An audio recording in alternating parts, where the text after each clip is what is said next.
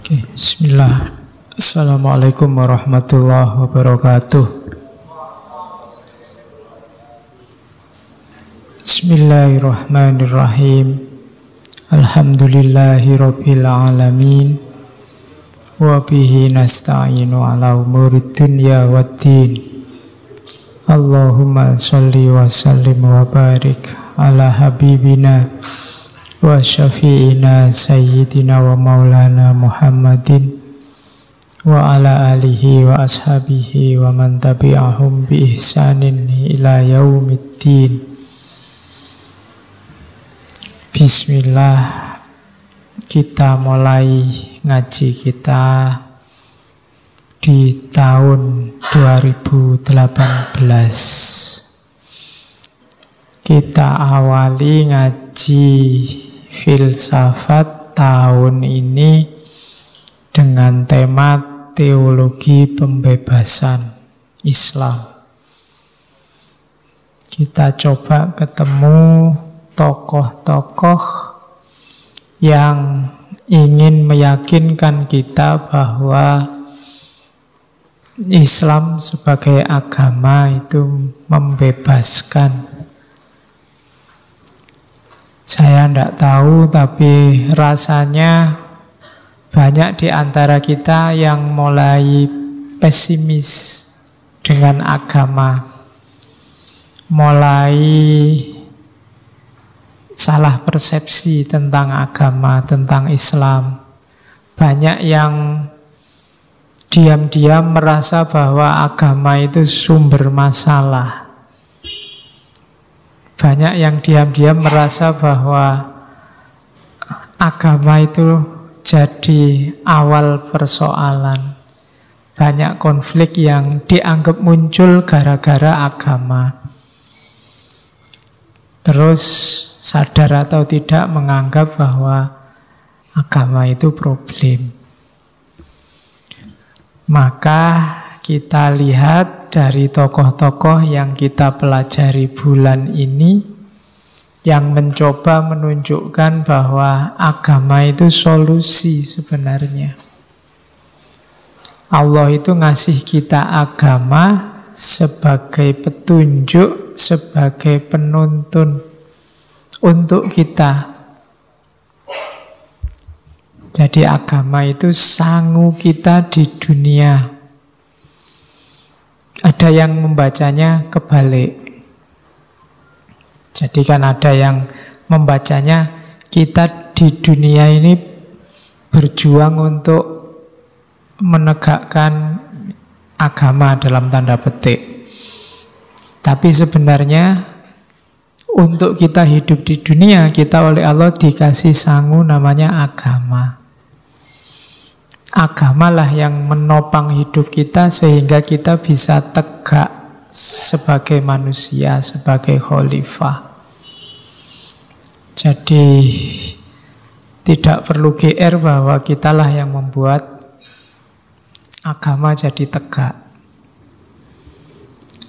Justru agamalah yang membuat kita sebagai manusia jadi eksis, jadi tegak sebagai manusia yang sejati. Jadi agama itu hidayahnya Allah yang pertama-tama untuk manusia.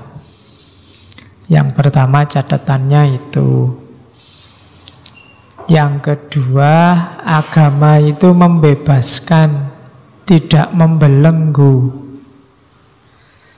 Justru agama menunjukkan kita jalan untuk bebas dari belenggu dunia. Kalau dalam sufi kemarin Ibnu Arabi, agama memberi kita kebebasan dari belenggu hawa nafsu. Nanti beliau-beliau di teologi pembebasan menunjukkan dan agama juga memberi kita jalan untuk kebebasan sosial, kebebasan politik, kebebasan ekonomi. Itulah nanti yang kita sebut teologi pembebasan Islam. Istilah yang populer memang pakai istilah teologi. Meskipun istilah teologi bukan kita. Kalau di Islam lebih populer dengan istilah ilmu kalam. Cuma tidak populer untuk, kalau misalnya pakai istilah ilmu kalam pembebasan, ngono ya ndak terlalu enak di telinga, urusannya itu saja, maka dipakai istilah teologi.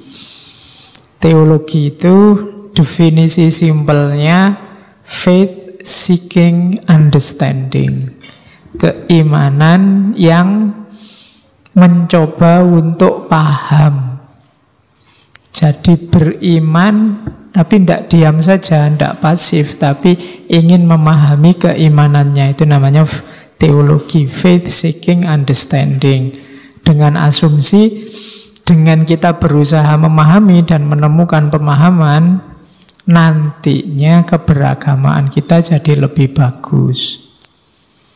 Lah kok ada madhab-madhab, ada aliran-aliran, ada beda-beda dalam teologi, ya wajar saja, karena yang memahami manusia.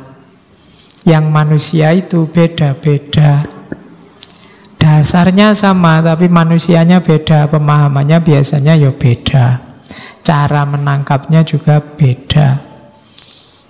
Tapi jenisnya sama-sama teologi. Iman yang berusaha untuk paham. Nah, teologi pembebasan berarti ya, iman yang pemahaman tentang iman yang coraknya pembebasan. Kalau dulu ada ngaji tentang filsafat kebebasan, kalau ini pembebasan. Kebebasan itu yang diomongkan kondisi eksistensial. Sifatnya cenderung pasif. Kalau pembebasan itu sifatnya aktif, dinamis. Oke, itu pengantarnya. Ya, istilah ini populer awalnya memang tidak dari kajian Islam. Yang mempopulerkan awal istilah teologi pembebasan itu para pejuang pembebasan dari Amerika Selatan. Mungkin masih ingat pendeta yang namanya Gustavo Guterres dan kawan-kawan. Jadi dari kalangan kelompok tertindas, orang-orang miskin, negara-negara miskin di Amerika Selatan, muncul memanfaatkan agama untuk melakukan gerakan sosial yang membebaskan. Dan kemudian istilah itu jadi baku dalam menjelaskan bahwa agama itu membuat orang terbebaskan dan bisa menggerakkan orang untuk melakukan pembebasan. Oke, malam ini kita ambil dari tokoh yang paling terkenal dulu, Insinyur Ashor Ali. Yo, kita kenalnya Ashor Ali engineer ya. Engineer itu gelar, memang beliau insinyur, bukan namanya. Tapi gelarnya, cuma wis kadung. Orang kenalnya Ashor Ali engineer. Kayak namamu ada SAG-nya, apa ada SOS-nya, apa ada SPD-nya. Itu. Mungkin yang SPD nanti namanya Muhammad siapa? SPD. Nah, enggak apa-apa, SPD-nya jangan disingkat, tulis saja SPD gitu. Kayak Ashor Ali engineer. Oke. Dari India. Ashor Ali ini ya wajahnya kan kelihatan Asia Selatan, orang India. Yang suka nonton film India mungkin wajah-wajah semacam itu familiar, kayak Tuan Thakur. Ya, beliau masa kecil lahir era ketika India sedang dasar-dasarnya berkonflik. Mungkin kita mulai saja ya. Jadi setting sosiohistorisnya itu era ketika India masih dijajah Inggris dan kemudian terjadi konflik hebat antara Hindu dan Muslim yang nanti melahirkan gagasan pemisahan. Dari situ nanti muncul negara Pakistan sebagai pecahannya, yang nanti Pakistan juga pecah lagi jadi Bangladesh. Dan jangan dikira pemisahan itu berjalan mulus, tidak ada aral yang melintang. Pemisahan itu berdarah-darah. Jadi karena konflik yang tiada henti, terus muncul gagasan, sudahlah dipisah saja mana daerahnya untuk orang-orang Muslim, mana daerahnya untuk orang-orang Hindu. Yang ingin tinggal di Islam-Islam saja nanti masuknya ke Pakistan. Meskipun banyak juga keluarga Muslim yang tidak mau pindah, tetap ada di India. Termasuk keluarganya Ashur Ali engineer. Bagi Ashur Ali, orang Islam itu harus siap hidup bareng orang lain. Wong Nabi juga hidup bersama komunitas agama lain. Justru disitulah tantangannya yang diberikan oleh Allah. Jadi tidak harus dipisah. Ini wilayahnya orang-orang kafir, ini wilayahnya orang-orang Islam. Itu yang ada di pikirannya keluarganya Ashur Ali. Ashur Ali saat itu mungkin sekitar umur 7 tahun. Dulu saya pernah lihat ada film judulnya India, Train to Pakistan. Itu kereta api terakhir yang membawa orang-orang Muslim dari India ke Pakistan. Dan ceritanya memang berdarah-darah. Karena ada cerita juga ketika yang Hindu Pakistan mau ke India, India Muslim mau ke Pakistan, ketemu di tengah jalan, terus kan bunuh-bunuhan mesti wong musuhan. Masuk salaman, senyum-senyum kan enggak. Nah, musuh terus bunuh-bunuhan itu yang bikin Gandhi terus bersumpah, saya akan puasa, tidak makan sebelum orang-orang itu berhenti berkonflik. Jadi kosnya sangat mahal. Maka harus jadi pelajaran bagi orang Indonesia. Kayak di Wedotomo kemarin kita harus eling lan waspada. Jangan sampai melakukan kesalahan yang sama. Sebagaimana yang terjadi termasuk di India. Kenapa sih kok konflik? India itu kan awalnya memang Hindu, terus Islam jaya. Hindunya mayoritas, Islamnya minoritas, tapi kemudian Islam jaya, punya dinasti besar, tapi terus jatuh lagi. Orang Hindu curiga Muslim ini mau berontak. Orang Muslim curiga nanti jangan-jangan aku ditindas oleh mayoritas Hindu. Dan gaya saling curiga itu hari ini mulai muncul di kalangan kita. Mulai suudzon pada siapapun dan apapun. Pokoknya ditafsir ke elek kabeh. Itu bahaya. Karena awalnya dulu juga begitu. Yang minoritas takut sama mayoritas, awas sih, mesti niatnya mau membasmi aku. Yang mayoritas juga begitu, awas, minoritas macem-macem, tak sikat, minoritas kok macem-macem. Saling curiga itu nanti sumber awal. Orang yang saling curiga itu kerjasama pasti tidak bisa. Apa-apa selalu dilihat jeleknya. Dan itu yang terjadi di masa kecilnya Ashur Ali engineer. Maka kita harus hati-hati. 14 Agustus Pakistan merdeka, 15 Agustus India merdeka. Tapi sampai hari ini kan konflik terus. Nanti beberapa lembaga yang didirikan oleh Ashur Ali engineer ini dalam rangka ini. Ashur Ali ini terkenal tulisan-tulisannya yang luar biasa. Selain lembaga dan aktivisnya, dapat banyak penghargaan. Ke Indonesia juga sering. Zaman saya mahasiswa pernah juga ke Indonesia. Beliau meninggalnya tahun 2013. Ya, sekitar 4 tahun yang lalu, 5 tahun yang lalu, sekarang 2018.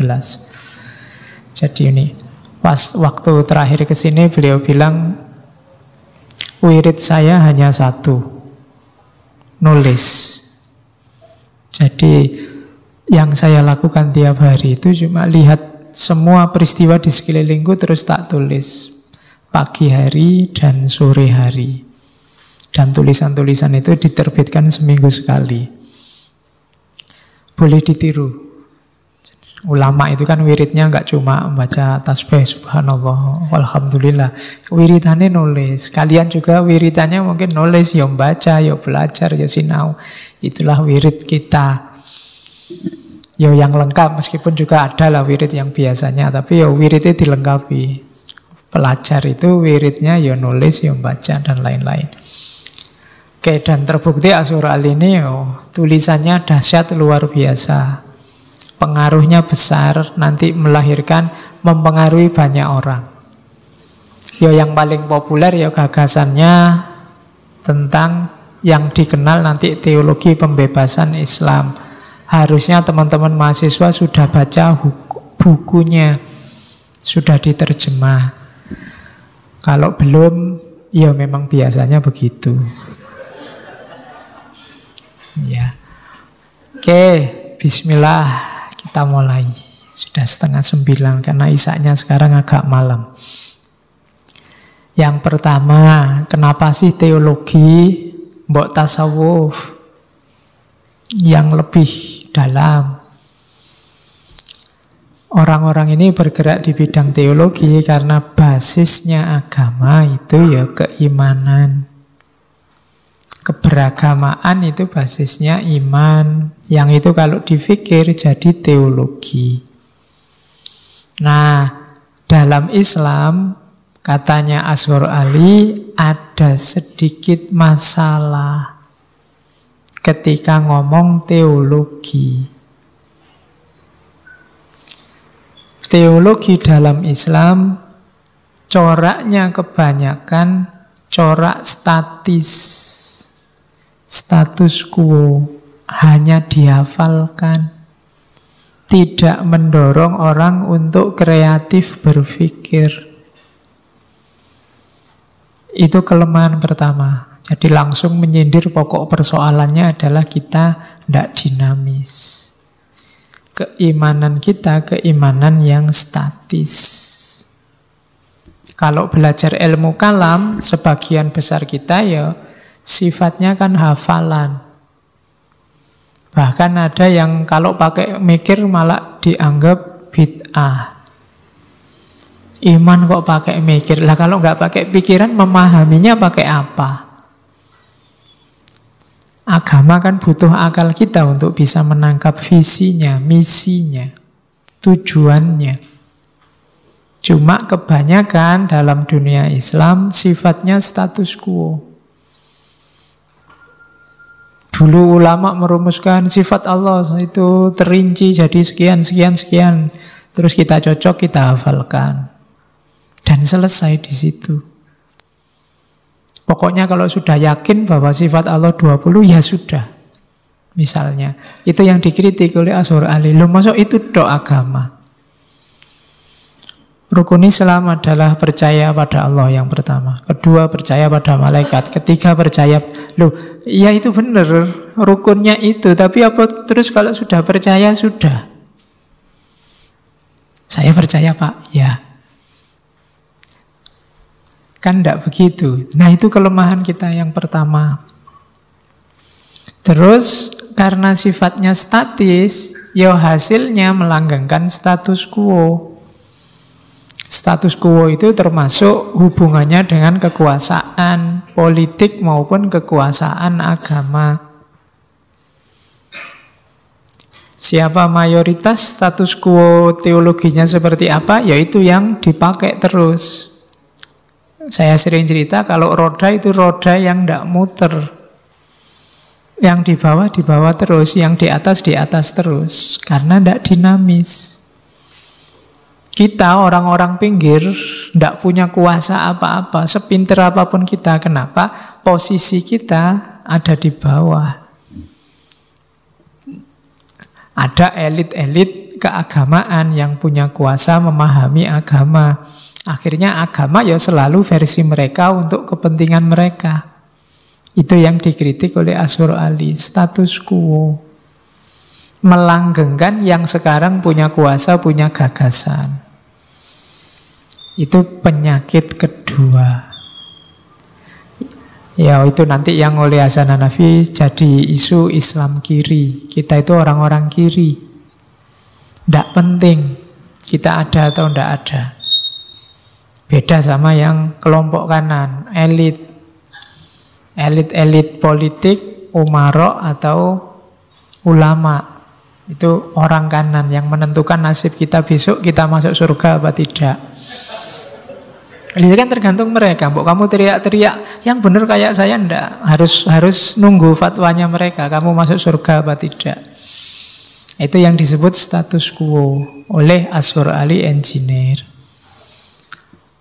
Persoalan yang lain dalam ilmu kalam kita, teologi Islam kita adalah temanya selalu metafisik. Jadi yang diomongkan itu barang yang tidak kelihatan. Bukan tidak penting, bukan salah. Tapi kalau itu terus, apalagi hanya itu, baru masalah. Kita debat habis-habisan, misalnya besok kita di surga kira-kira bisa melihat Allah apa enggak ya. Itu kan di ilmu kalam dahsyat luar biasa diskusinya. Besok itu yang dibangkitkan jasadnya apa jasad sama roh ya. Itu kan metafisik.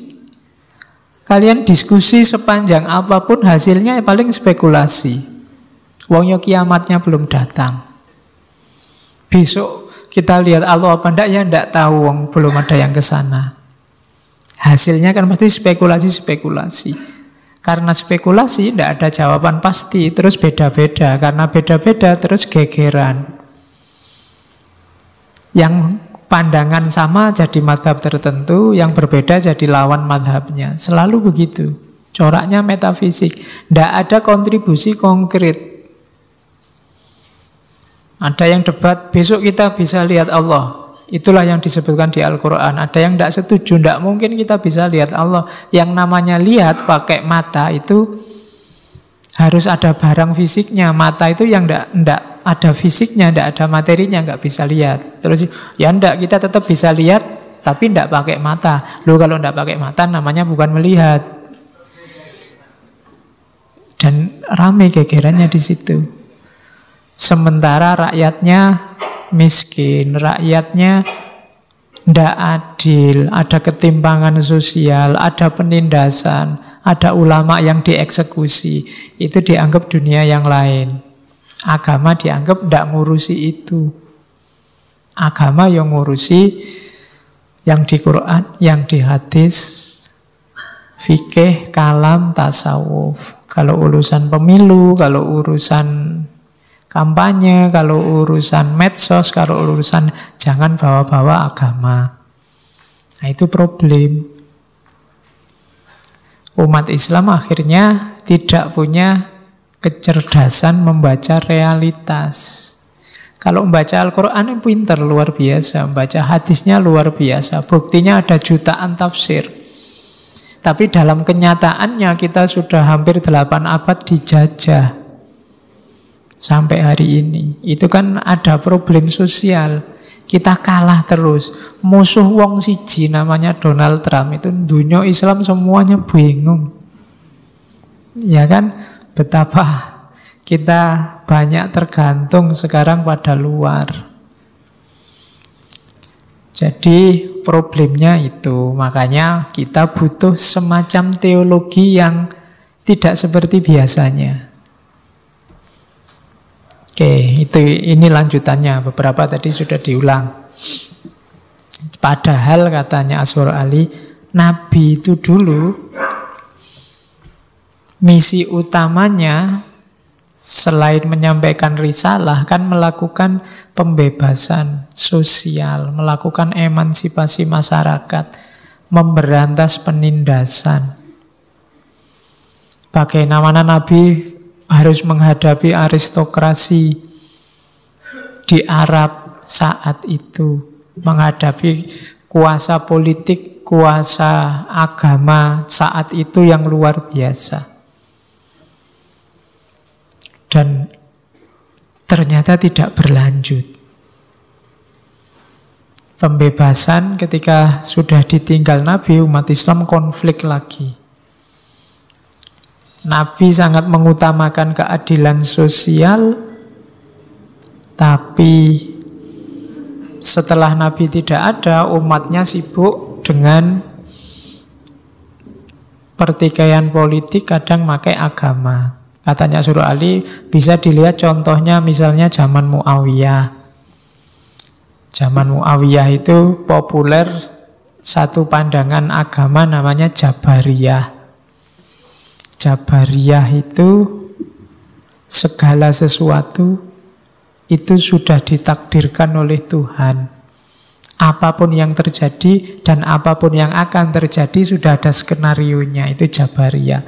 Dan cara berpikir ini diadopsi oleh Muawiyah di awal-awal munculnya dinasti Umayyah untuk membungkam orang-orang yang tidak setuju kekhalifahannya. Jadi kan ada beberapa trik dan konflik politik sebelum Muawiyah jadi khalifah. Masih banyak yang tidak setuju. Untuk bikin orang setuju gampang. Loh, kalau Allah menghendaki aku jadi khalifah, meskipun seluruh dunia bersepakat menggagalkan, tidak akan bisa. Atau sebaliknya, kalau Allah tidak setuju, meskipun semua orang setuju, saya juga tidak akan bisa. Ideologinya mungkin bagus, tidak salah, tapi ketika ideologi ini dipakai untuk justifikasi kesalahan, justifikasi kekeliruan, ya jadinya jelek. Sama kayak Umar bin Khattab yang nangkep pencuri, pencurinya alasan, loh ini kan sudah takdirnya Allah saya jadi pencuri. Sama Umar dipukuli terus. Kok saya malah dipukuli? Loh ya takdirnya Allah juga kamu dipukuli. Jadi kalau kamu merasa maling itu takdirnya Allah, ya kamu dipukuli ya takdirnya Allah juga. Nah, itu contohnya ketika teologi spekulasi dipakai untuk nggarap dunia politik. Terus dunia politik kacau. Ada lagi isu siapa mukmin, siapa kafir. Yang itu mewarnai teologi Islam lama.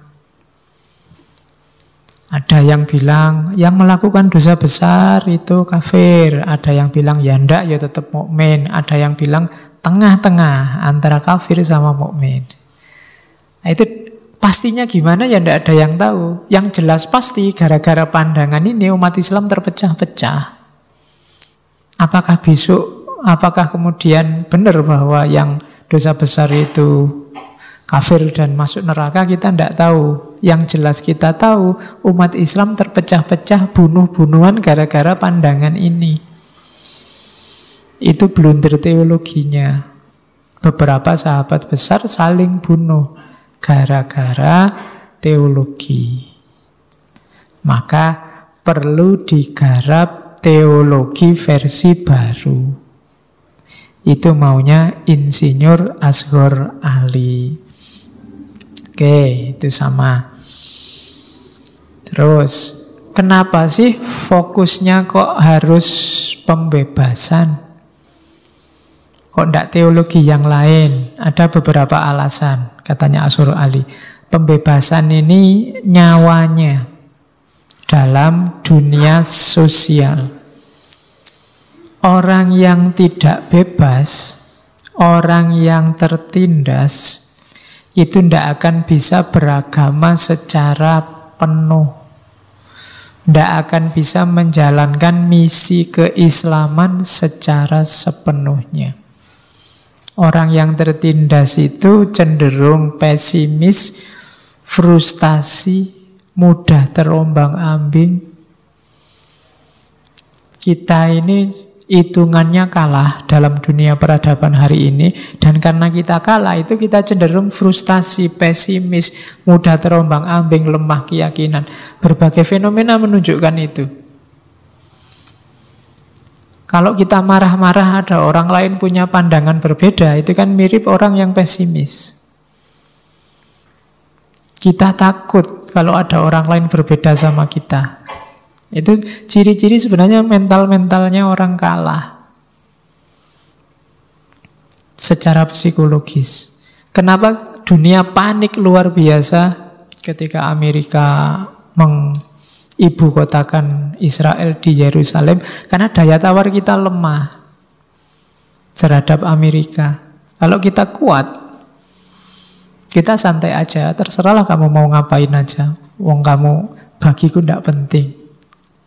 Tapi karena nilainya Amerika itu mungkin penting, banyak negara panik. Mungkin kita termasuk yang subordinat tadi sehingga panik. Kalah. Maka penting untuk kita terbebas dari segala bentuk penindasan. Karena kalau tidak, ya tidak mungkin kita beragama secara penuh, tidak mungkin kita bertauhid secara penuh. Orang yang ditindas itu mau tidak mau harus ada yang di atasnya selain Allah, ya yang menindas. Jadi kita butuh teologi pembebasan. Bebaskanlah dirimu dari apapun yang membelenggu. Baru kamu bisa menomorsatukan Allah. Apapun itu, temanmu, gurumu, ustadzmu, rektormu, mungkin kuliahmu, tesismu, skripsimu, jangan jadi belenggu. Ajak saja semuanya kerjasama untuk menomorsatukan Allah. Ya kan? Kalau belenggu itu kan membuat kamu tidak bebas bergerak. Membuat kamu terbatasi. Segala yang bisa membatasimu itu berarti posisinya di atas dirimu. Kalau dia posisinya di atas dirimu berarti ada sesuatu yang bukan Allah yang di atas dirimu. Maka teologi yang pertama-tama dan penting, katanya Asy'ari adalah teologi pembebasan. Ya pertama-tama pembebasan batin, pembebasan individual. Selanjutnya pasti pembebasan sosial. Masyarakat yang tertindas juga tidak mungkin jadi masyarakat tauhid. Tidak mungkin bisa menomorsatukan Allah. Maka beragama itu dilanjutkan, ya iman, ya amal. Ya refleksi, ya aksi. Agama itu sifatnya transformatif. Kita jadi orang baik, terus melakukan kebaikan. Itu agama. Kita membebaskan diri, kemudian melakukan aktivitas pembebasan. Itu agama. Tidak ada gunanya saya itu orang baik, Pak, tapi kelakuannya rusak. Itu namanya bukan baik, tapi kamu orang rusak. Loh, aslinya saya baik kok, Pak. Ini tidak asli. Tidak, itu tetap bukan orang baik. Agama itu satu paket, refleksi, aksi, iman, ya amal. Makanya kebanyakan amanu selalu wa amilu sholihat. Tidak pernah iman saja selesai, beres. Yang penting percaya sama Gusti Allah, selesai. Tidak, ada pembuktiannya. Pembuktiannya apa? Wa amilu sholihat. Lakukan amal kebaikan, termasuk pembebasan. Terus tujuannya sekarang, kemana sih arahnya teologi pembebasan ini? Arahnya ada 3. Yang pertama, universal brotherhood. Persaudaraan universal.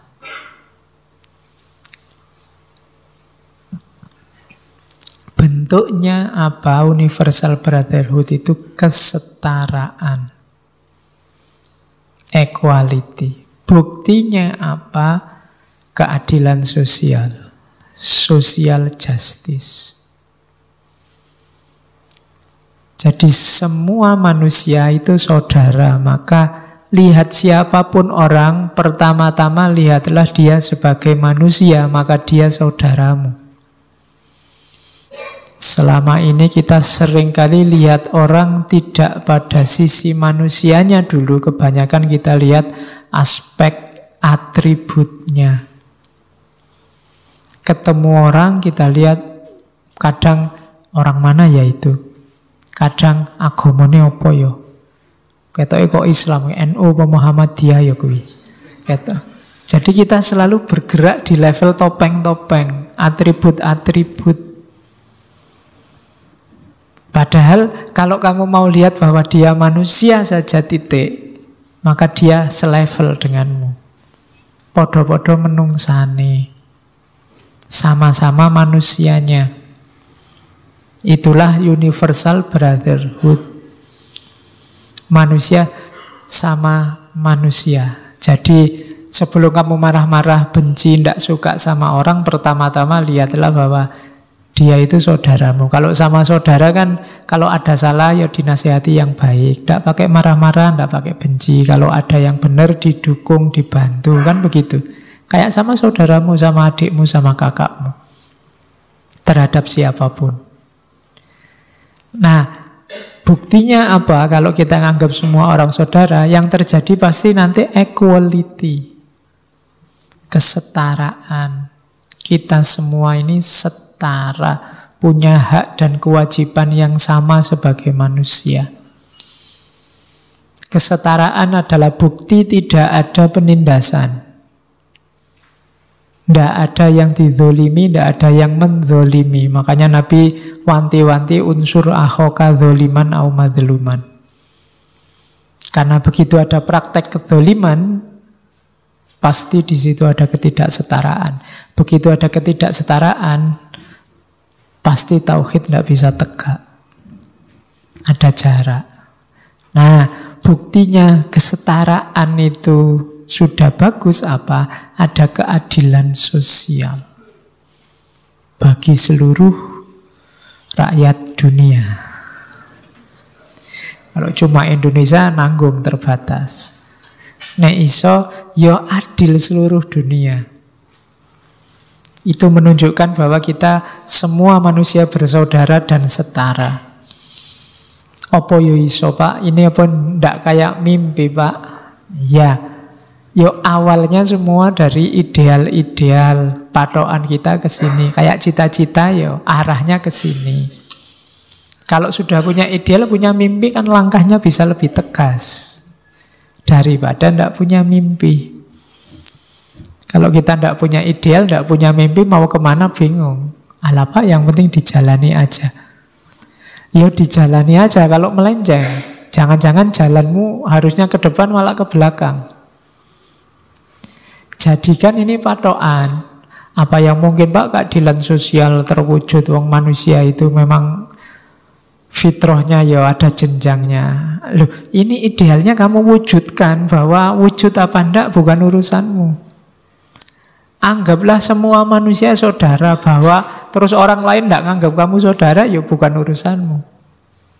Perlakukan orang lain setara, bahwa kamu diperlakukan enggak setara, ya bukan urusanmu. Adil lah. Kan begitu. Meskipun mungkin orang sekali dua kali melakukan ketidakadilan padamu.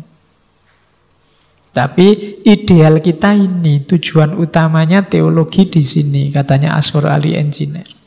Ya kalau sudah punya mimpi kan tinggal urusan selanjutnya mewujudkan mimpi. Kalau yang tidak punya mimpi mau kemana tidak jelas. Jadi tujuan utamanya universal brotherhood, equality, dan social justice. Oke. Nah, mewujudkan tiga tadi, senjatanya apa? Katanya Ashur Ali, agama. Cuma, katanya Ashur Ali, agama ini punya dua wajah. Satu, agama itu pelarian, tempatnya orang sambat. Sambat itu tempatnya orang mengeluh. Yang kedua, agama bisa jadi senjata untuk berjuang, melakukan revolusi, menaklukkan status quo yang menindas, menaklukkan kezaliman. Itu wajahnya agama ada dua. Kita mau pakai yang mana sekarang? Katanya Ashur Ali, banyak orang memposisikan agama di yang pertama. Kalau sudah hidupmu buntu, kalau sudah putus asa, pesimis, ingatlah Allah, kembalilah pada agama. Kita selalu sering memposisikan agama di situ. Agama jadi pelarian. Kita ditindas di dunia, tidak masalah. Karena ad-dunya sijnul mukmin. Dunia itu penjara bagi seorang mukmin. Tidak apa-apa kita sengsara. Besok di akhirat kita balas dendam. Kan ada yang begitu. Posisinya agama ada di yang pertama. Bikin orang pasif, bikin orang malas. Kalau kita perlakukan agama di yang pertama ini, maka benarlah Karl Marx. Sodako kalmaghul azim. Ya kan? Agama jadi candu bagi masyarakat. Jadi agama menina-bobokkan kita, membuat kita fly, seolah-olah hidup ini enak, nyaman. Padahal enggak, kamu sedang ditindas. Membuat kita lupa realitas. Agama hanya tempat mengeluh. Itu kan kalau katanya Asghar Ali, agama itu jadi candu yang pertama kalau dia sigh of the oppressed. Keluhan orang-orang yang tertindas. Head of headless world. Head of headless world itu ya main perasaan di tengah dunia yang tidak punya perasaan. Ya kan? Yo, dunia ini kelihatan kejam, yo ayo berjuang. Itu loh maksudnya. Jangan enggak apa-apa Pak, saya ngalah sajalah. Biar mereka senang-senang, enggak masalah. Wong dunia ini berapa lama sih? Umur kita nggarah piro kan mesti gitu. Head of headless, biarlah mereka enggak sadar dengan kezolimannya, kita nikmati saja. Itu head of headless world. Dan spirit of spiritless situation. Spirit itu semangat rohania di tengah situasi yang tidak peduli yang rohani-rohani. Karena kalau kita mencandu agama seperti katanya Karl Marx tadi, jangan-jangan kita dimanfaatkan. Dunia ini sudah tidak punya hati, dunia ini sudah tidak mempertimbangkannya rohani. Semuanya serba ekonomi, nyari keuntungan. Kalau kita bermain di level mengeluh, pesimis, putus asa, menyerahkan semua apapun yang terjadi pada Allah, kita akan ditelan oleh yang kita anggap zalim tadi. Kalau kita diam menyerah begitu saja, ya kita habis. Dan agama memang benar jadi candu. Oleh karena itu, jangan posisikan agama di nomor satu. Jadikan agama itu senjata. Kayak saya bilang di awal tadi, bagi kelompok teologi pembebasan, agama itu senjata untuk membebaskan dari kezoliman. Agama itu senjata yang paling efektif, karena dalam agama ada sentimen-sentimen. Cuma untuk menjadikan agama senjata, kuncinya dua. Kondisi sosial politik, dan yang kedua, apa yang dirangkul oleh agamamu. Kalau kamu cenderung pada status quo, ya nanti kamu menjadikan agama nina bobo. Agama jadi candu, tidak jadi senjata lagi. Padahal agama tadi kan diberikan oleh Allah jadi sangu kita untuk mengelola dunia, mengelola alam semesta sebagai khalifah. Kalau kita pasrahkan lagi semuanya pada Allah, kan apa-apa diserahkan lagi, ya serahkan aja pada Allah. Gusti Allah ora sari, Gusti Allah sing ngatur.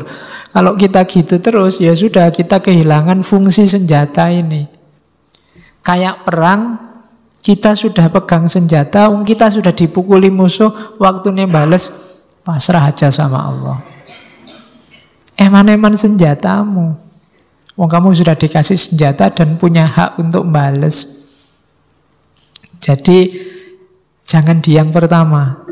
Agama punya dua wajah, tapi jangan di yang pertama, adalah di yang kedua. Agama jadi senjata kita, panduan kita untuk hidup yang bermartabat sebagai manusia. Bukan sebagai pelampiasan dari semua kesulitan kita. Bukan sebagai tempat mengeluh.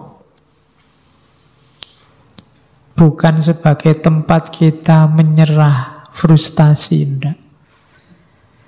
Jadi agama taruh di depan, jangan taruh di belakang.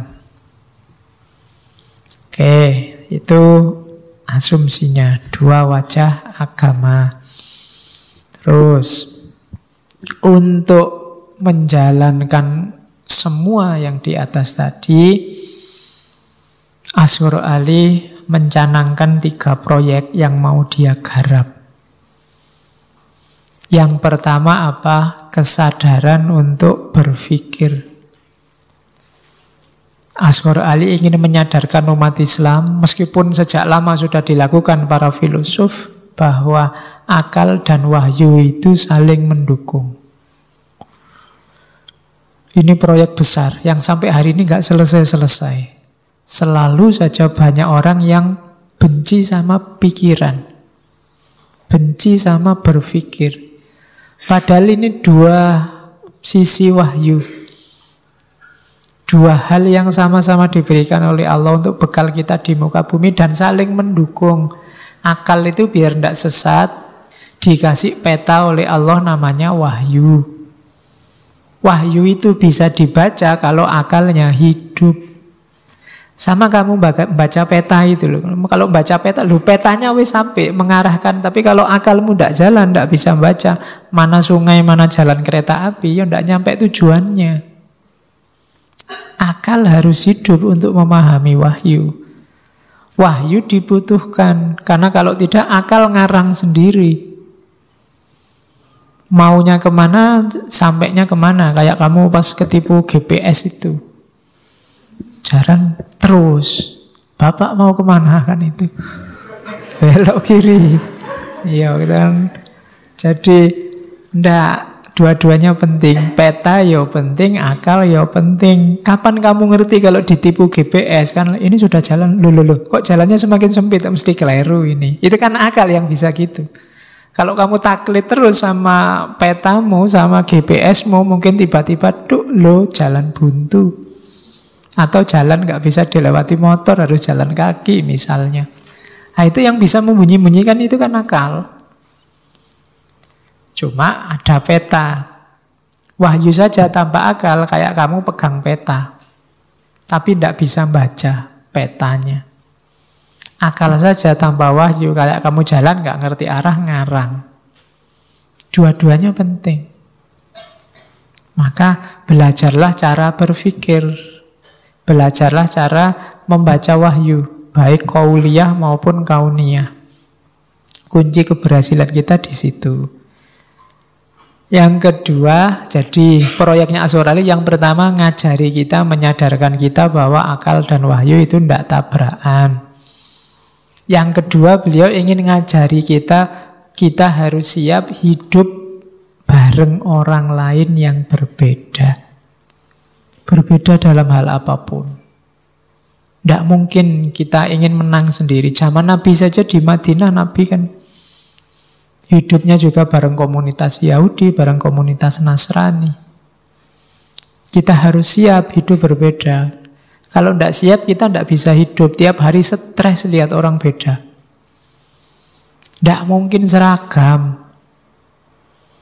Ya selalu ada yang beda. Kalau kita marah setiap kali ada orang punya pendapat berbeda, ya siap-siap darah tinggi, siap-siap rambutmu putih. Tidak usah.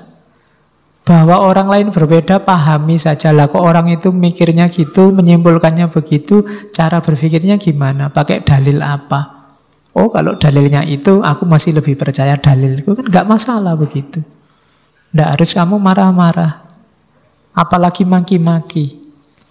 Apalagi gegeran tidak ada akhirnya di medsos. Eman-eman kuotamu. Nah iya kan? Daripada kamu pakai gegeran, buat dipakai yang lain. Jadi yang kedua itu, ini penting untuk pembebasan tadi, harus siap hidup bersama.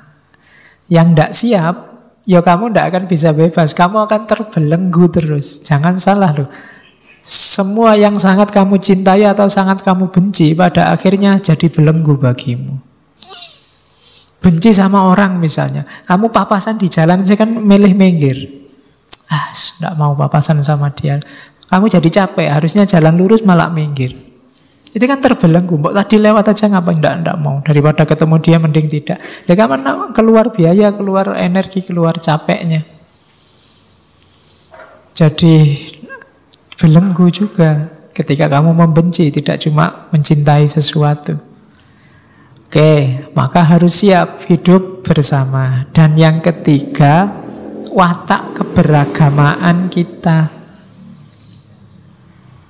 Selama ini keberagamaan kita itu egois, mikir diri kita sendiri. Asy'ariyah Ali ingin kita itu beragama yang sensitif, simpatik, dan peka. Peka kalau ada yang tertindas, peka kalau ada yang susah, peka kalau ada yang lemah atau dilemahkan. Itu visinya Islam sejak awal, katanya Asy'ariyah Ali, yang selama ini kita lupakan. Ada visi ideologis individual namanya tauhid, ada visi sosialnya.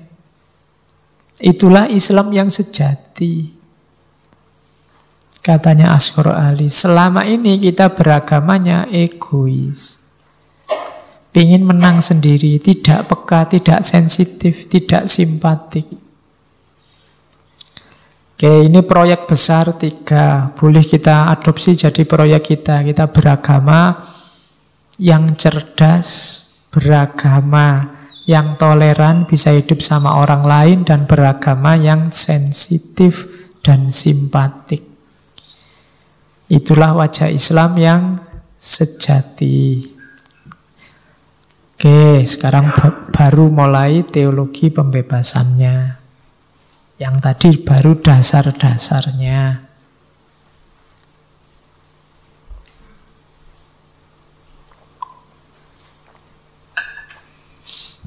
Yang pertama, ayo beragama yang peduli dengan realitas, peduli dengan kenyataan. Jangan hanya sibuk mikir langit, siapa kafir, siapa mukmin, munafik ciri-cirinya apa saja, dan seterusnya. Ayo berangkat dari kita, ada problem di realitas apa? Ada problem dalam kenyataan hari ini apa? Dikurangi diskusi-diskusi spekulatif metafisik. Kenapa harus? Bukan berarti dihilangkan. Dikurangi, dosisnya jangan terlalu banyak. Keimanan diimani terus diamalkan.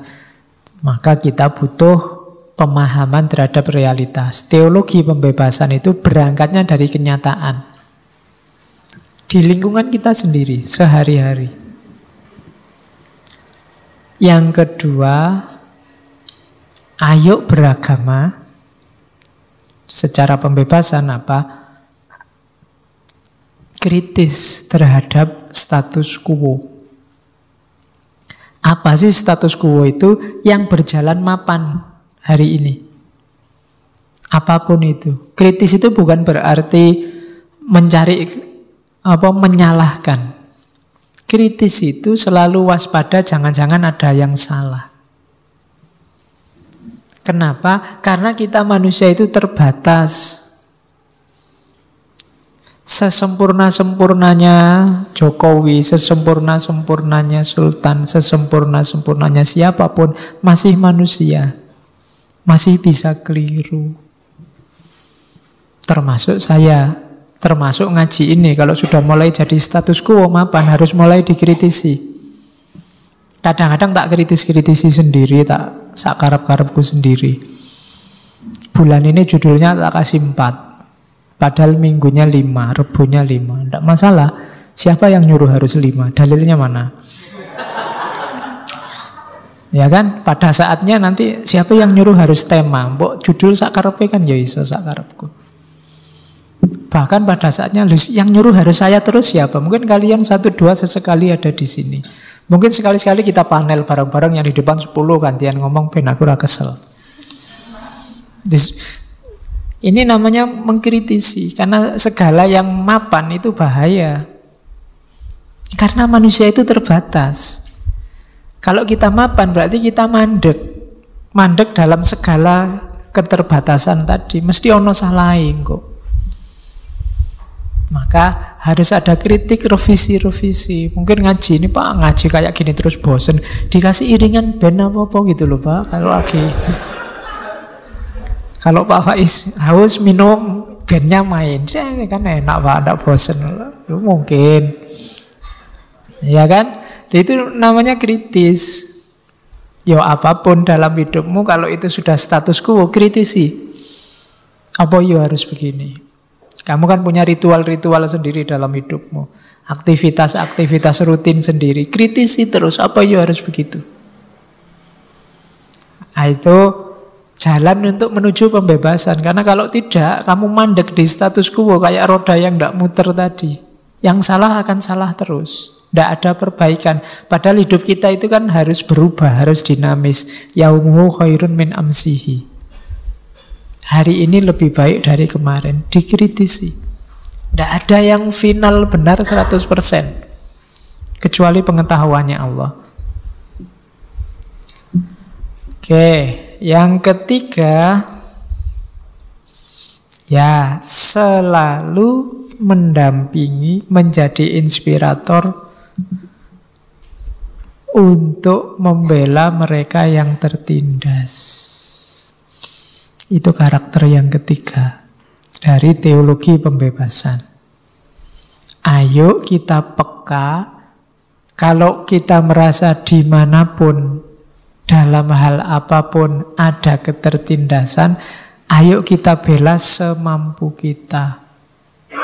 Kalau menurut hadis kan membela semampu kita itu ya kalau mampu pakai tangan dengan aktivitas. Kalau dengan itu tidak mampu, untuk pakai tangan kan kita butuh kekuasaan. Dengan mulut. Ngomong, nasihat. Untuk bisa ngasih nasihat kita butuh ilmu. Atau kalau tidak mampu ya dengan hati. Saya sebenarnya ingin mengubah kemungkaran itu, kezoliman itu. Cuma saya tidak punya kuasa dan tidak punya ilmu. Isone cuma ndongake, tidak masalah. Itu sudah sejenis kepekaan terhadap kezoliman, penindasan. Jadi yang pertama kita harus berpikirnya konkret-konkret dari realitas. Yang kedua, kritis terhadap status quo. Yang ketiga, peka terhadap penindasan, ketidakadilan.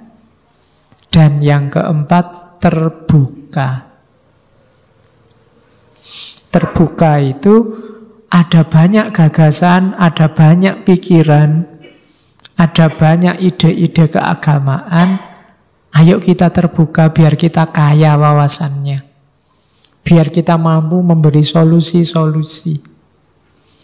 Biar kita tahu bahwa Islam itu perspektifnya macam-macam. Biar tidak egois. Jadi 4 karakter. Kalau kita setuju dengan 4 hal ini, berarti kita ada di ranah namanya teologi pembebasan. Bukan ilmu kalam yang hanya ngomong sifat-sifat Tuhan, hanya ngomong takdir dan keterpaksaan manusia. Itu karakternya. Terus strateginya sekarang. Cara mewujudkannya. Yang pertama, niru Nabi. Nabi itu sejak beliau mengemban risalah sudah melakukan perjuangan pembebasan. Yang dilawan kelompok aristokrat Mekah.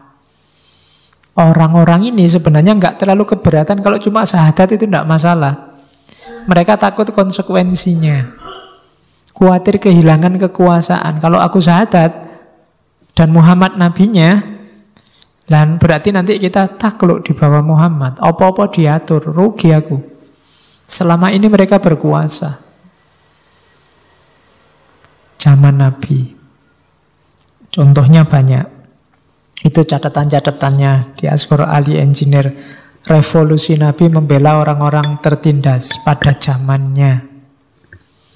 Contohnya, yang pertama, bagaimana Nabi menekankan literasi.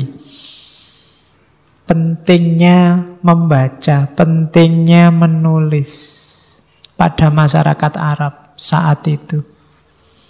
Makanya sampai kalau ada tawanan perang, dikasih opsi. Di antara opsinya adalah mengajar. Kalau mau ngajar, ya bisa dibebaskan. Nah, itu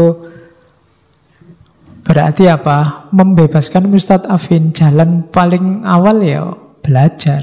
Ilmunya ditambah. Semakin tinggi ilmu seseorang, semakin dia menyadari dirinya, semakin dia bisa terbebaskan. Banyak upaya-upaya Nabi yang mengomong tentang utamanya ilmu, bagaimana nyari ilmu itu wajib, nyari ilmu sampai ke negeri Cina, macam-macam. Ini menunjukkan Nabi ingin bikin revolusi intelektual. Biar masyarakat itu belajar. Semakin tinggi ilmumu, semakin kamu bisa membebaskan diri. Karena semakin kita tidak tahu apa-apa, semakin kita tidak terbelenggu oleh ketidaktahuan kita. Ada teori dari Nurcholish Majid namanya teori taskhir. Teori taskhir itu oleh Allah kita disuruh menaklukkan alam semesta. Sakhara lakum. Cara untuk bisa menaklukkan itu ya dengan ilmu. Dan semakin orang pinter, semakin tauhidnya tinggi. Kenapa? Semakin dia pinter, semakin ngerti rahasianya, semakin tahu kekuasaannya Allah. Semakin dia tidak pinter, semakin dia dibelenggu oleh ketidaktahuannya. Kenapa nenek moyang zaman dulu ada yang sampai nyembah pohon, sampai ngasih sajen ke laut? Karena belum ngerti teorinya bagaimana menaklukkan laut. Belum ngerti teorinya menghadapi angin besar, pohon tumbang. Maka terus karena takut terus disembah. Kan sampai ada yang nyembah totem-totem, kadang ada yang binatang, ada yang sampai wah ini danyangin nesu ini mesti. Kenapa tidak ngerti ilmunya? Kalau kamu ngerti ilmunya bisa menaklukkan. Kalau bisa menaklukkan, kamu nggak perlu terbelenggu lagi. Di situ pentingnya ilmu. Makanya Nabi proyek revolusinya yang pertama pinterlah. Oke ya. Dan nggak usah bilang Pak, saya itu kok ndak pinter-pinter Pak. Ya wis sinau loh Pak, wis sinau. Ya udah berarti belajarnya kurang itu aja. Kalau ada yang merasa ndak pinter, sinaumu kurang.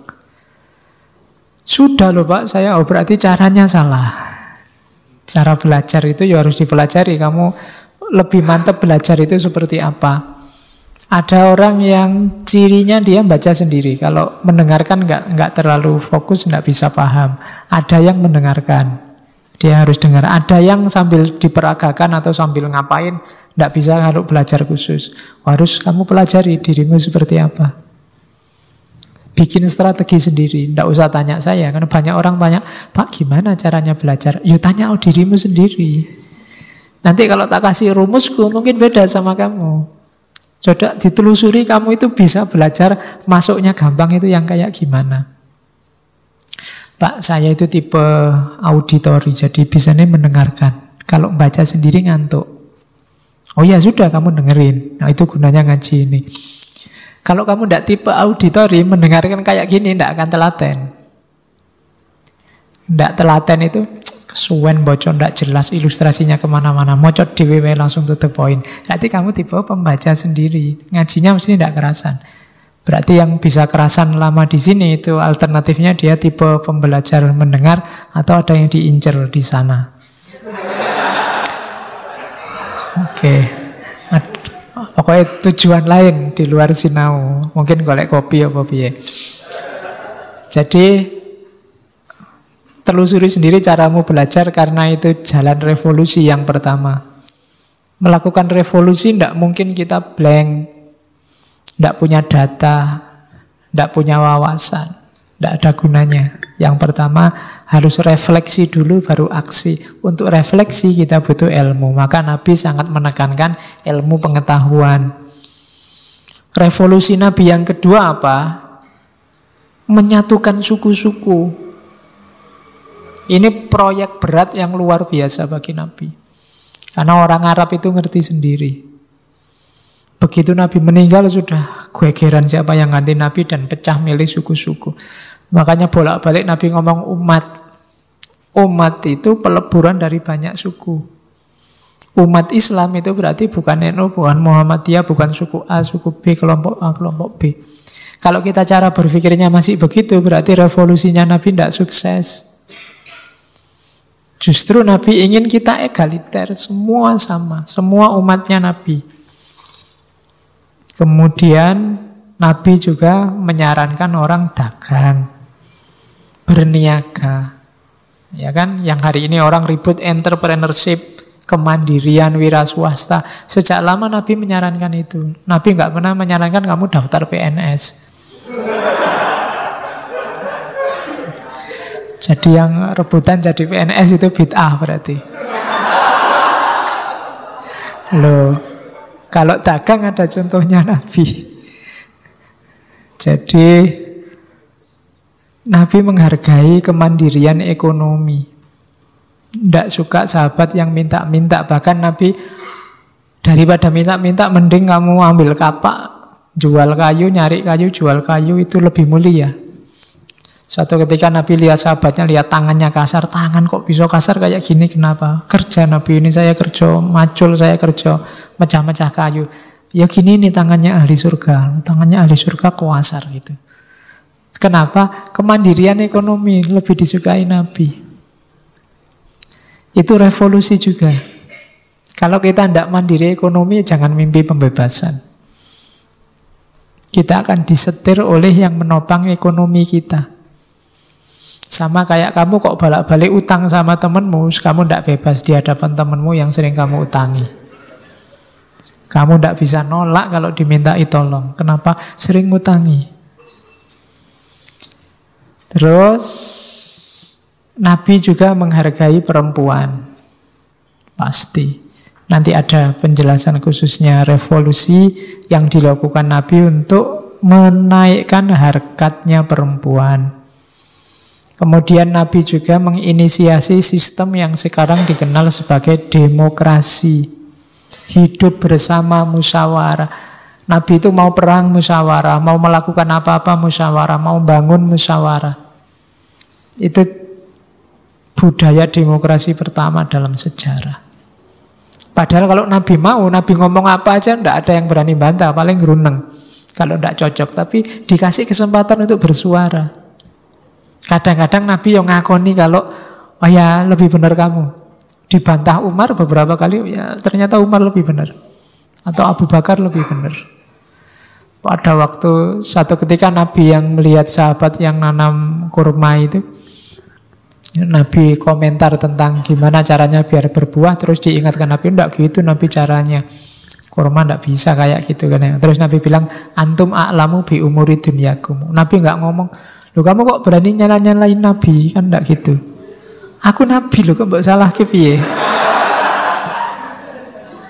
Kan Nabi enggak begitu. Nabi terus antum a'lamu bi umuri dunyakum. Nyari orang kayak gini sekarang susah. Kalau sudah di depan statusnya dia, itu biasanya Nabi sendiri yang bilang la tusayyiduni, jangan sayyid-sayyidkan aku. Itu menunjukkan kerendahan hatian beliau. Meskipun tidak harus kamu maknai letterlek literal. Jadi itu untuk dunia politik. Kalau untuk dunia keadilan, kesejahteraan, yang contohnya banyak. Zakat, sedekah, dan main-main. Nah, ceritanya banyak. Urusan sumbang menyumbang, sedekah dan seterusnya. Itu revolusi mustad'afin. Strategi kedua. Ini yang membacanya pelan-pelan, boleh, karena ternyata dalam sejarah ada beberapa konsep teologi yang revolusioner. Meskipun beberapa dogmanya singkirkan aja kalau tidak setuju, tapi pembebasannya bagus. Kalau di Asghar Ali ngasih contoh misalnya Khawarij yang kritik kemapannya luar biasa, atau Ikhwanul Muslimin waktu dipimpin Hasan al-Banna, atau Syiah Iran waktu menjelang revolusi Iran. Itu kan mereka punya sistem teologi yang mendobrak kemapanan. Ideologinya buang saja, kalau nggak setuju nggak masalah, tapi gerakannya bisa dipakai. Jadi kalau Nabi, selain Nabi Muhammad, ahli syariati mengidolakan Abu Dzar Al-Ghifari. Sama nanti kayak minggu depan. Siapa ahli syariati juga mengidolakan Abu Dzar. Abu Dzar ini sahabat yang berani ngomong kritis, termasuk pada Khulafaur Rasyidin. Yang terkenal kan kritisnya pada Utsman bin Affan, sampai kemudian beliau diasingkan dan meninggal dalam pengasingan. Itu Abu Dzar Ghifari. Nah, ini contoh-contoh. Kita membangun teologi pembebasan, kalau dari awal agak berat, dicontoh aja yang sudah ada. Paling tidak strategi gerakannya. Khawarij itu mungkin ideologinya keras, kasar, tapi dalam sejarah dia sukses melakukan beberapa kontra terhadap penguasa, termasuk Ikhwanul Muslimin, termasuk Khomeini dengan revolusi Syiah Irannya. Minus ideologinya, kalau kita tidak cocok. Itu strategi kedua. Strategi ketiga, reinterpretasi Al-Quran. Kenapa sih umat Islam kok akhir-akhir ini cenderung pasif, tidak agresif lagi? Banyak yang salah dalam menafsirkan Al-Quran, memahami Al-Quran. Harus ditafsirkan ulang, bukan Qurannya yang diganti, tafsirnya. Ini orang sering salah paham. Bukan berarti tidak setuju Quran, tidak setuju tafsir tertentu. Misalnya Asghar Ali memaknai riba. Riba bagi Asghar Ali bukan cuma, kita kan selalu ribut bank itu riba apa enggak. Katanya Asghar Ali bukan itu. Riba itu semua jenis penindasan, penghisapan itu riba. Enggak cuma duit anakan itu yang riba. Dimanapun ada kezaliman, ada penindasan, di situ riba. Segala yang sifatnya eksploitatif untuk keuntungan sendiri itu riba. Sabar juga begitu. Orang salah menafsirkan sabar. Sabar itu diartikan yang bersifat pasif. Mengalami apa saja kita rela. Bukan itu sabar itu. Ya itu termasuk. Tapi kita kehilangan sabar yang satunya. Sabar yang satunya itu, kalau ini kan, kalau pasif itu kan sabar from. Sabar yang satunya itu sabar for. Sabar untuk berjuang. Sabar untuk melakukan sesuatu. Nggarap tesis ya sabar, nggarap skripsi ya sabar. Tapi sabarnya bukan sabar, Pak ditunggu aja lama-lama selesai. Bukan itu. Sabar, capek-capek digarap, wae harusnya habis subuh tidur bangun dikerjain, itu sabar juga gitu loh. Jadi awas keliru pakai senjata yang namanya sabar. Sabar itu nggak selalu kalau kamu dipukuli diam saja. Gitu loh. Sabar itu kalau memang kamu bisa balas, balaslah dan sabarlah sampai dia sadar nggak mukuli lagi. Sabarlah dalam balas. Jadi berjuang juga harus sabar. Sabar aja Pak, nanti kalau takdirnya pinter, ya pinter, enggak itu. Belajarlah yang sabar sampai kamu pinter. Nah, ini kan tafsir namanya. Cara memahami. Watawasau bisobri, itu kan artinya aktiflah ngasih nasihat, sabar, kasih nasihat aja terus. Bukan berarti ngasih nasihat, sabar aja, diterima apa enggak, saya sabar aja. Bukan itu. Tapi ngasih nasihat terus-menerus. Nah, itu namanya reinterpretasi. Ini teori hermeneutiknya Ashur Ali Ringkes tentang cara reinterpretasi tadi, cara memahami Al-Quran. Yang pertama katanya Ashur Ali, memahami Al-Quran itu lihatlah aspek normatif dan aspek kontekstualnya. Aspek normatif itu aspek yang isinya nilai-nilai umum, nilai-nilai dasar. Persamaan, keadilan, kesetaraan. Ini sifatnya universal. Ini biasanya inti ajarannya Al-Quran. Ada aspek-aspek kontekstual. Itu yang hubungannya dengan situasi konkret zaman itu. Kalau normatif itu kita pakai kapanpun dan dimanapun bisa. Kalau yang kontekstual bisa ndak cocok, bisa ndak pas, ndak sesuai dengan zaman kita. Untuk yang kontekstual dilihat situasinya, untuk yang normatif bisa diterapkan kapanpun dan dimanapun. Ini yang orang sering salah paham. Yang kontekstual dalam Al-Quran kan banyak. Al-Quran kan banyak pakai media-media budaya Arab saat itu untuk menjelaskan hal tertentu. Misalnya menjelaskan tentang keragaman binatang, ya pakai binatang-binatang yang ada di Arab saat itu. Ada onta, ada afala yang zuruna ilal ibili, itu kan onta, karena di Arab orang kenalnya onta. Di balik itu ada norma. Normanya ayat itu apa sih? Yang normatif, kekuasaannya Allah, betapa Allah itu maha kuasa. Yang normatif ini yang universal. Yang kontekstual, yang hubungannya sama onta tadi, itu yang mungkin berlakunya di Arab. Kalau kamu tanya orang Jawa dengan terjemahan letterlek, wahai mbah, sampean ngerti po gimana onta diciptakan, itu mungkin ya bingung, entok opo ya. Kayak watini wazaitun.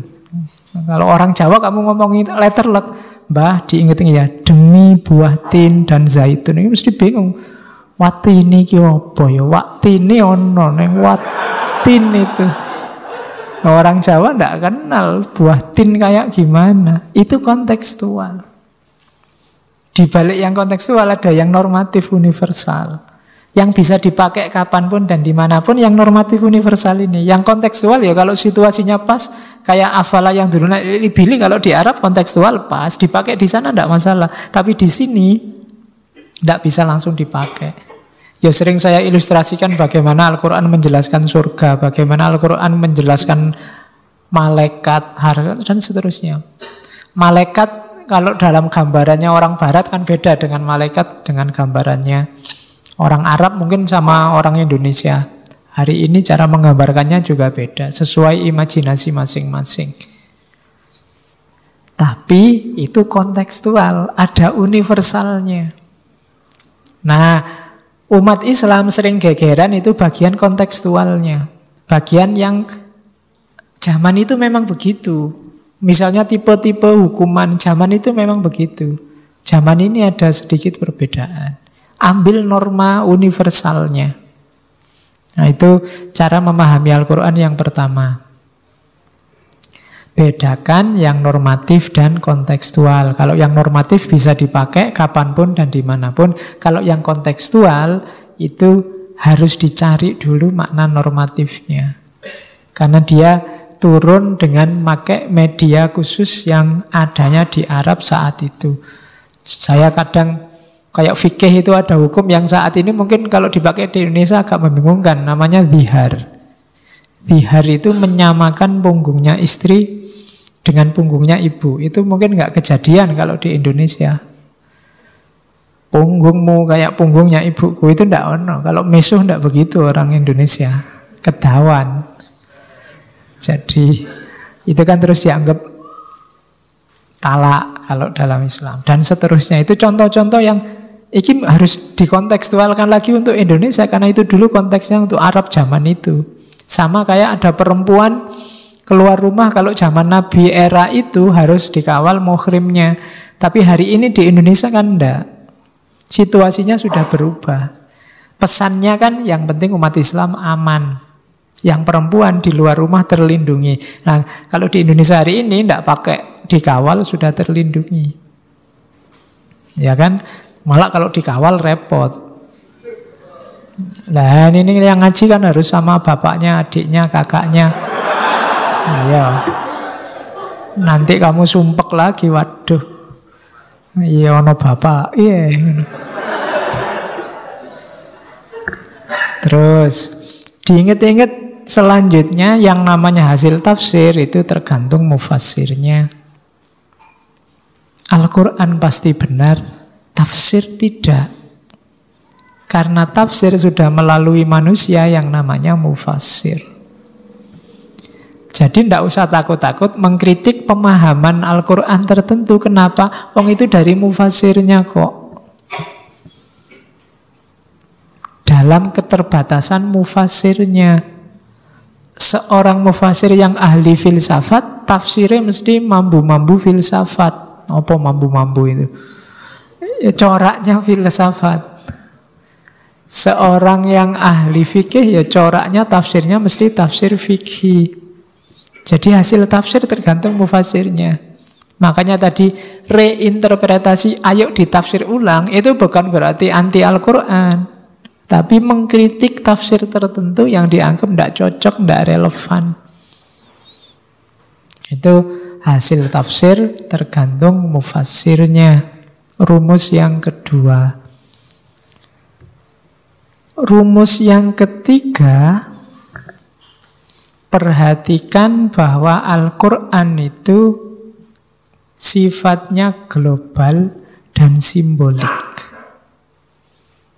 Umum, tidak detail, prinsip-prinsip umum, dan kebanyakan sifatnya majas, metafor, simbolik. Kalau simbol kan dia tidak bisa dipahami apa adanya, harus dilacak makna dibalik simbol. Dan global, umum, tidak ngomong detail. Untuk nyari detailnya butuh dukungan banyak dalil yang lain. Kalau kamu bacalah kitab fikih terus baca Al-Quran, itu kan kalau di Quran ngomongnya umum-umum, kalau kitab fikih ngomongnya sampai detail. Karena memang Al-Quran isinya global.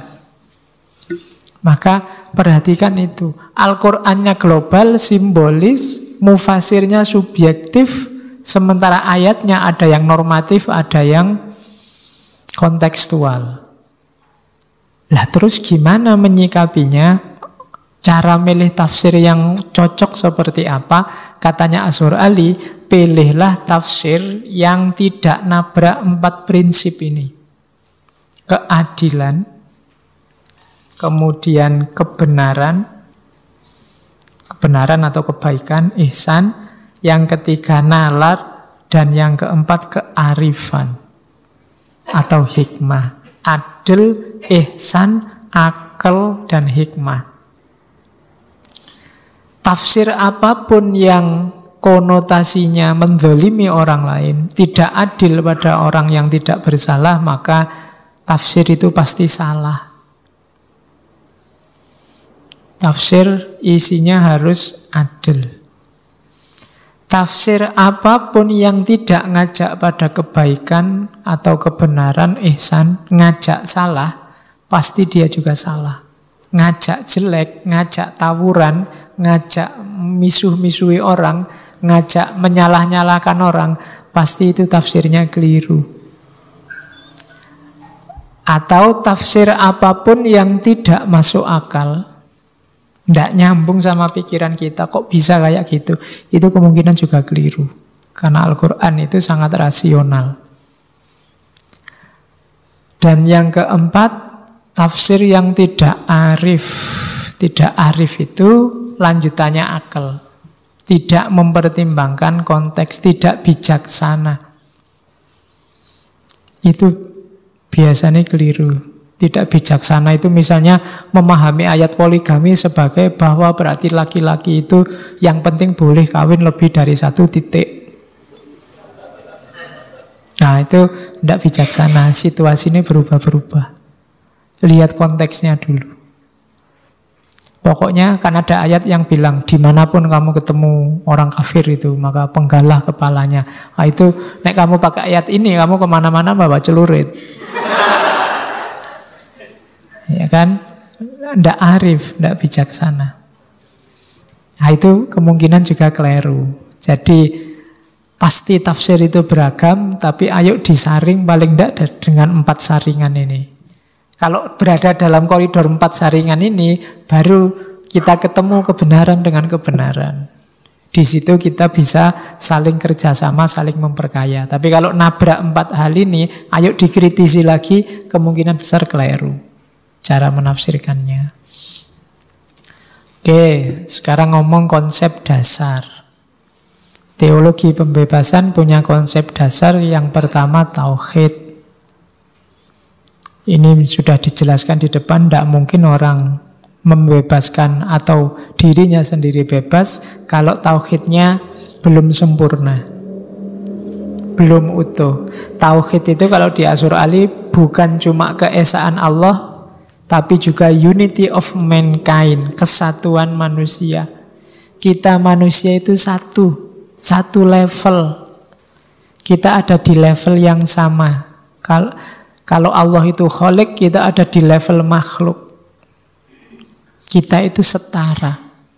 Maka semua ketidaksetaraan itu pasti anti tauhid. Semua penindasan itu pasti anti tauhid. Jadi prinsip dasar teologi pembebasan yang pertama tauhid. Untuk mewujudkan tauhid yang sempurna, kita harus bebas, tidak terikat oleh apapun. Satu-satunya yang ada di atas kita hanya Allah. Oke, maka tidak boleh ada diskriminasi, tidak boleh ada penindasan, tidak boleh ada menang-menangan, ego-egoan. Katanya Asyur Ali, kafir itu bukan hanya mereka yang tidak percaya pada Tuhan, tapi juga mereka yang melawan segala usaha sungguh-sungguh untuk menata ulang struktur masyarakat agar lebih adil dan egaliter. Jadi orang kafir itu orang yang anti terhadap perjuangan melawan penindasan. Dia termasuk kafir. Menurut Asyur Ali engineer, karena di balik perjuangan membebaskan diri dari penindasan, di situ ada tauhid.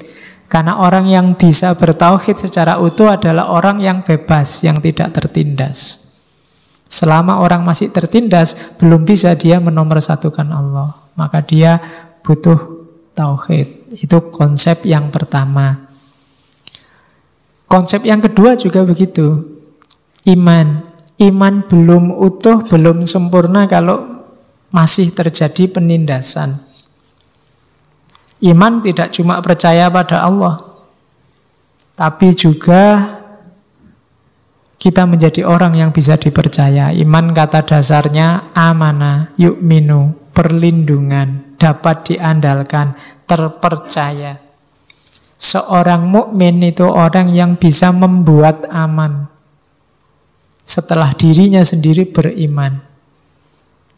Maka orang yang masih menindas atau yang masih merelakan dirinya ditindas, sebenarnya dia imannya belum utuh. Itu konsep kedua. Ada kalimat yang saya tandai itu, katanya Asyur Ali, seseorang yang secara formal beriman pada Allah tetapi memperturutkan hawa nafsu dengan menimbun kekayaan, dengan menindas orang lain, dan gemar konsumtif yang menyolok mata, sementara yang lain menderita kelaparan, termasuk juga kafir.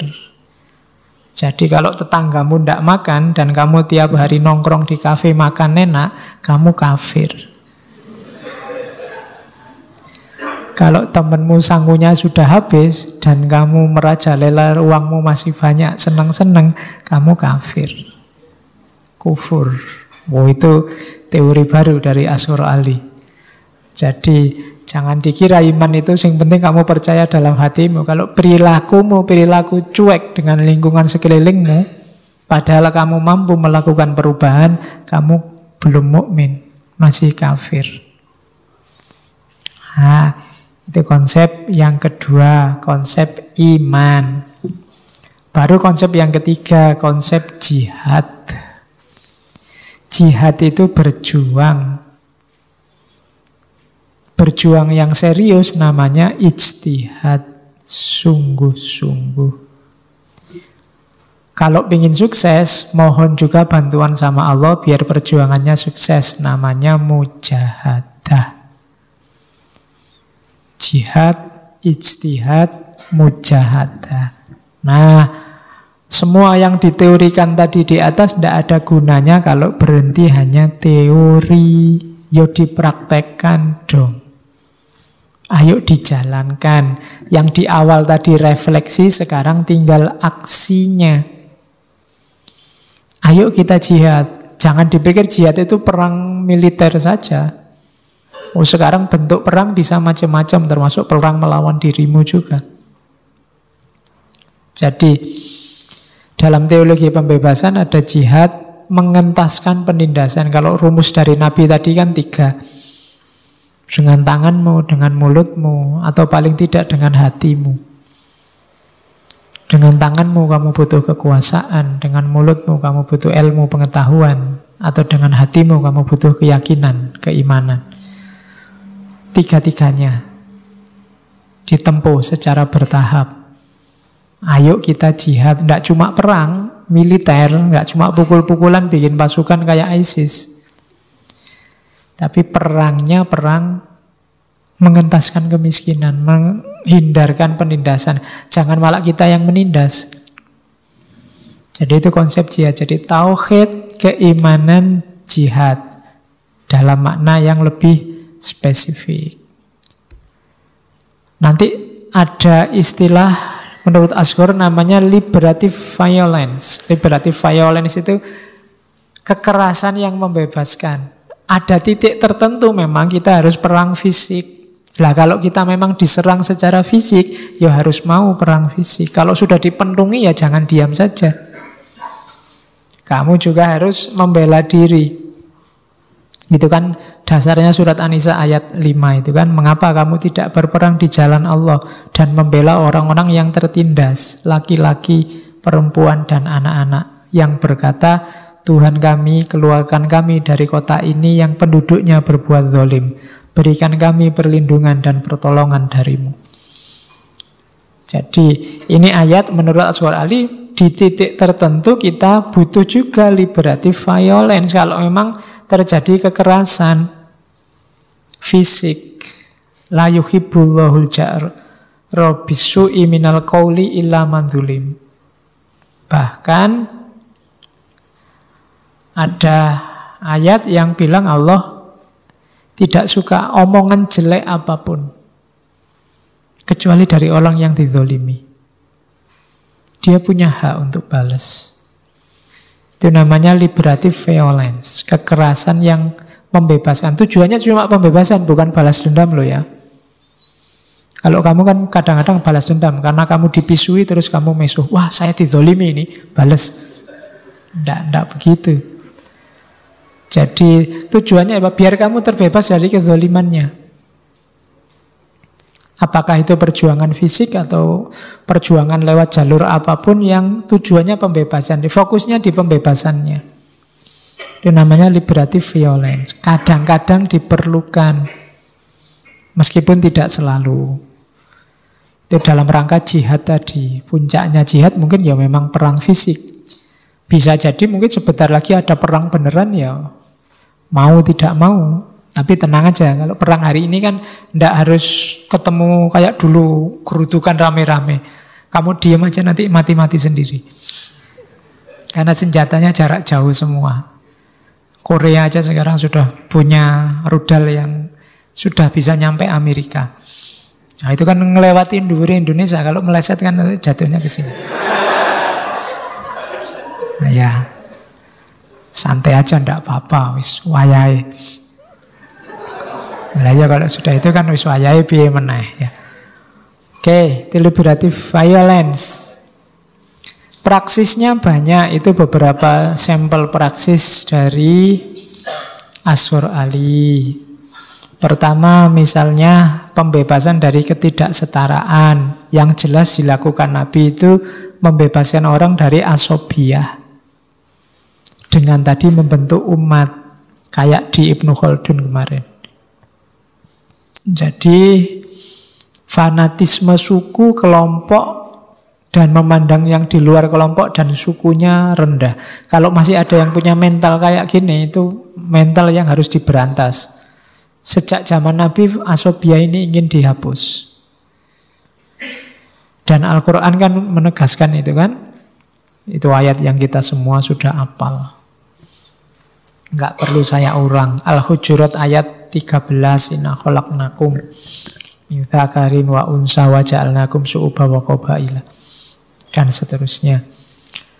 Bahkan Nabi melakukan banyak tindakan praktis untuk menunjukkan bahwa semua setara. Pembebasan budak, bahkan Bilal diangkat derajatnya sebagai muadzin tetap, dan macam-macam. Budak itu zaman dulu kayak barang.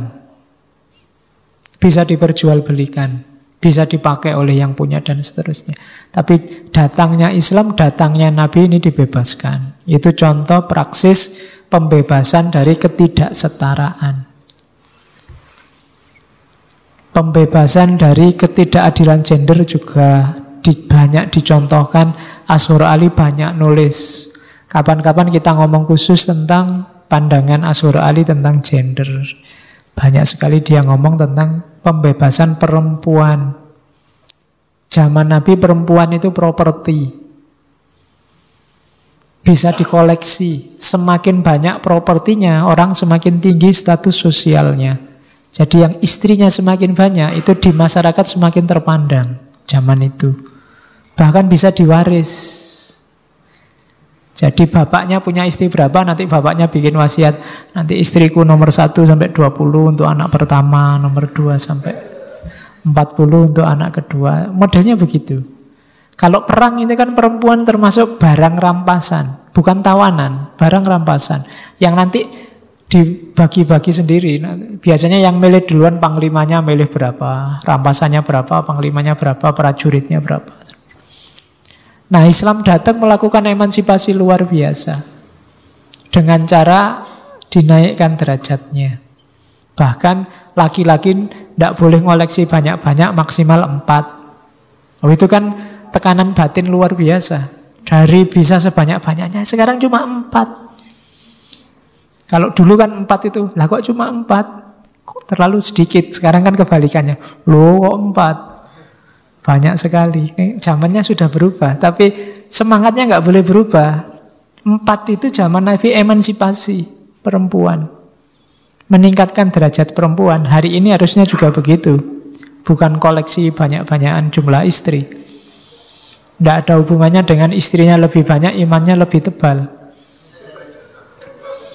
Tapi ya semangat poligaminya semangat pembebasan, bukan semangat untuk kolek. Jadi zaman Nabi istri banyak itu pengurang, istri 4 itu pengurangan. Kalau zaman sekarang kan istri 4 itu penambahan. Nambah istri lagi, itu alamat sampai 4. Kalau dulu dikurangi, pengurangan, pembebasan perempuan. Bahkan dulu kalau punya anak perempuan kan orang tuanya langsung sumpek. Kenapa? Khawatir anak ini suku kita bukan suku luar biasa, tidak kuat kalau melindungi perempuan banyak-banyak. Sehingga begitu lahir, daripada kamu sengsara besok, udahlah kubur langsung hidup-hidup. Dan itu dilawan habis-habisan oleh Nabi dan Islam. Itu kan pembebasan dari ketidakadilan gender. Dari perempuan yang barang yang diwariskan sampai bisa mewarisi. Itu kan luar biasa. Meskipun banyak yang hari ini, wah kok lebih banyak laki-laki daripada perempuan, ya monggo dirundingkan.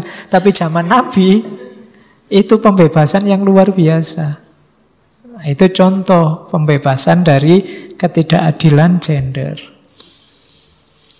Pembebasan ketidakadilan ekonomi, ya tadi sudah dicontohkan. Riba, bagaimana umat Islam hari ini berhadapan dengan IMF, MNC, multinational corporation, transnational corporation, dan seterusnya. Itu jangan salah, itu perusahaan-perusahaan internasional.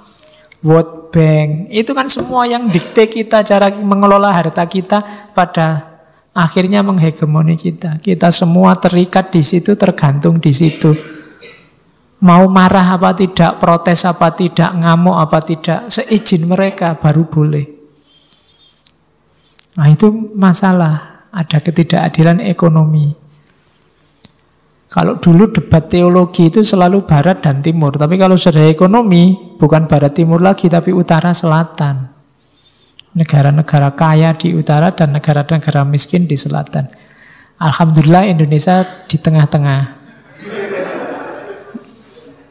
Kalau tengah itu garis kemiskinan, Indonesia itu pas di garis kemiskinan, tidak di bawahnya. Jadi Indonesia itu tidak di bawah garis kemiskinan, cuma pas di garisnya. Alhamdulillah. Nah, itu termasuk ketidakadilan ekonomi, problem juga dalam teologi pembebasan. Terakhir, gagasan yang terkenal juga dari Asy'ari Ali biasanya adalah tadi hubungannya dengan kemungkinan kita hidup bersama agama lain. Ya harus siap berbeda. Bahkan kalau bisa saling belajar. Kalau bahasa akademiknya mutual understanding, saling memahami. Nanti Asy'ari Ali punya teori sendiri tentang dialog antar agama. Tidak mungkin kita bisa hidup sendiri. Kita hidup itu selalu bareng orang lain, termasuk orang beragama lain. Ayo dialog. Dialog apa? Caranya hidup bersama bareng-bareng yang saling menghargai. Jangan sampai ucapan kita menyakiti dia atau sebaliknya. Yo akidah, yo monggo lakum dinukum waliyadin. Kita yakin bahwa inna dina indallahil Islam, tapi kita hidupnya dalam sunnatullah bahwa ada orang lain punya agama yang berbeda. Tetap harus dihargai, jangan dibasmi. Ini hubungannya mungkin karena mengalami pengalaman bagaimana dahsyatnya ketika agama-agama itu konflik. Karena di balik agama itu ada emosi, ada sentimen yang sangat kuat.